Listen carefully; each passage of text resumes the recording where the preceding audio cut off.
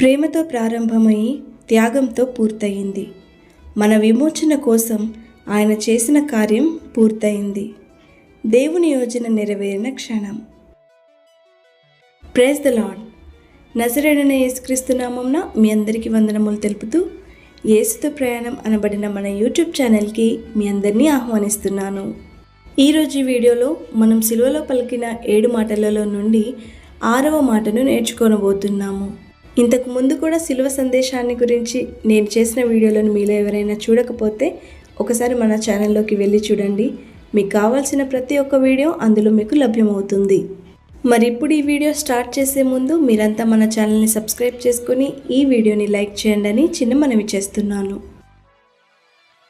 యేసుక్రీస్తు సిలువలో పలికిన 6వ మాట మనకు యోహాను సువార్త 19వ అధ్యాయం 30వ వచనంలో కనిపిస్తుంది.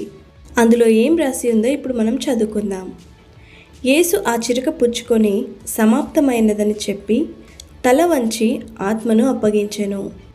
సిలువలో యేసుక్రీస్తు పలికిన 7 మాటల్లో ఈ 6వ మాట చాలా గంభీరమైనది మరియు అర్థవంతమైనది కూడా. ఈ మాటలోనే బైబిల్ యొక్క రక్షణ సందేశం మొత్తం ఉంది. మొదటిగా దేవుని కార్యం పూర్తయింది. యేసుక్రీస్తు ఈ భూమి మీదికి వచ్చిన ప్రధాన ఉద్దేశం మనుషుల పాపాల కోసం బలి కావడం. సమాప్తమైనదని అన్నప్పుడు ఆయన చెప్తున్నది నా పని పూర్తయింది అని. అంటే మన రక్షణ కోసం అవసరమైన ప్రతిదీ ఆయన పూర్తి చేశారు. రెండవది పాపంపై విజయం. ఆయన మరణం ఓటమి కాదు, అది ఒక విజయం. పాపం మీద విజయం, మరణం మీద విజయం. ఈ మాటతో పాపానికి చెల్లించాల్సిన ధర పూర్తిగా చెల్లించబడింది. మూడవదిగా చూసినట్లయితే ప్రవచనాలు నెరవేరాయి. పాత నిబంధనలో ఉన్న అనేక ప్రవచనాలు ఈ సమయానికి నెరవేరాయి. ఇందుకు యేసు చెప్పిన మాట దేవుని యోచన పూర్తయింది అని సూచిస్తుంది.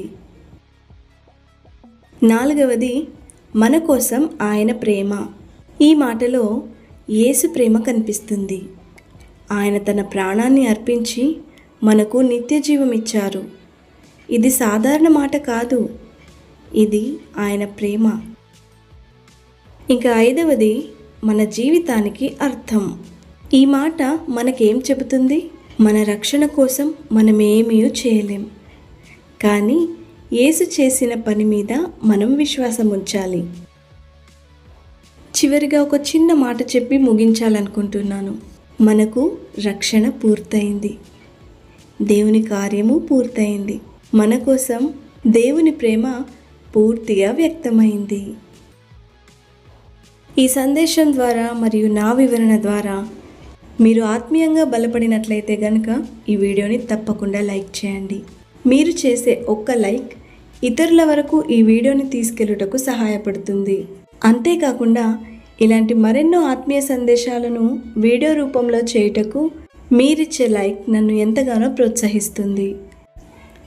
అలాగే మీకేమైనా ప్రార్థన అవసరతలు ఉన్నా లేదా వేరే ఏదైనా టాపిక్ పైన వీడియో కావాలనుకున్నా నాకు మీరు కిందున్న కామెంట్ బాక్స్లో తెలియజేయండి.